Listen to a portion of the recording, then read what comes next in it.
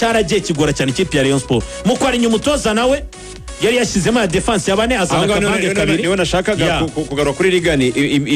system yarayihinduye akina 4-2-3-1 nibyo 4-2-3-1 niyo system yakinnye ni nabyo abariyo bifuzaga bavuga bati defense iyo system batatu ntago tuyikunda ntago imenyerewe ntaki no mu Bwongereza biba byacitse ariko no yakinnye system nziza abantu bumvikanagaho kuki byagenze bite kugira ngo nayo ntimuhire aze gutsindwa mbo icyambere abantu bamenya zandani zihamenya ko uyu mutoza iyi match yayihaye abakinnyi ekipe yose igira iyo bita navuga ni nk'intebe y'abasenior bishara bakagana n'umutoza niyo modo ya coaching ubundi ku batoza bizerera nyine mu kintu nyine cyo kugira interactions n'abakinnyi ntabwo wafata abantu bose ufata just some leaders muri bo none mukaganira mukagira uko mwumvikana kuri match yarabizi ko iyo frustration ihari muri group batishimira gukina abadefenseri batatu na wing back cyane ko abenshi nyine batabitojwe naho bagiye banyura batagize umwanya uhagije wa pre-season batagize umwanya uhagije wo kwipratika kubizana muri competition rero bikabagora now yarababwiye ngo reka noneho mbahereze amahirwe mwebwe nk'abayobozi ba bagenzi banyu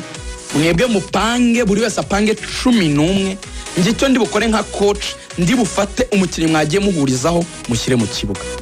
yahamagaye abakinnyi bane yahamagaye Yusudiani ahamagara umukinnyi witwa Sermogo Ari Omar ahamagara umukinnyi witwa Emery Bayisenge ahamagara umukinnyi witwa Sef n'abakinnyi bane abo bakinnyi bane baricaranye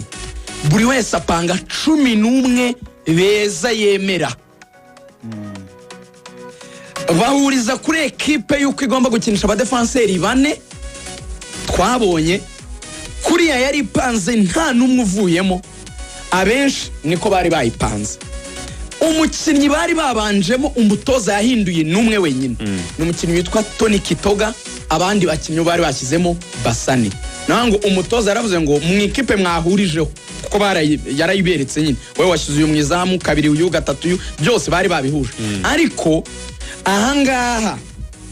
kuri Basane ndahindura nshyiremo Kitoga kandi Kitoga yagize match nziza ikindi kintu kwa Basane nayo nabigarutseho kurango kuri match ibanza hano Kigali yagizemo akanoke yagizemo kuko turi no kumyitozo barabitubwiyeho numva n'abayobozi bamwe namwe barabizi ko yagizemo akanoke ndari ubundi buryo wazabikora ariko nge itsindwa ryari sindi buvuge rwose n'ibintu byinshi sindi kubira mu mipangire sindi kubira mu kuvuga ngo Pavel turaza kugeraho ngo yakoze ikosa ryatumye batsindwa igitego cya kabiri ahari atarikora Rayon Sport gifite kimwe yari gushaka icya kabiri kajya imbere ya Singida isezererwa rya Rayon ndibona mu byiciro bibiri icyambere dufite ikintu mu Rwanda kimaze kutujyamo kitari cyo icyo bita fluke public perception ikintu kidafite fact kidafite evidence kidafite aho gishingiye cyo kumva ko tuzi umupira abandi bantu bari munsi yacu kandi nyamara nitwe tutawuzi none kitwereka ko tutawuzi nuko noneho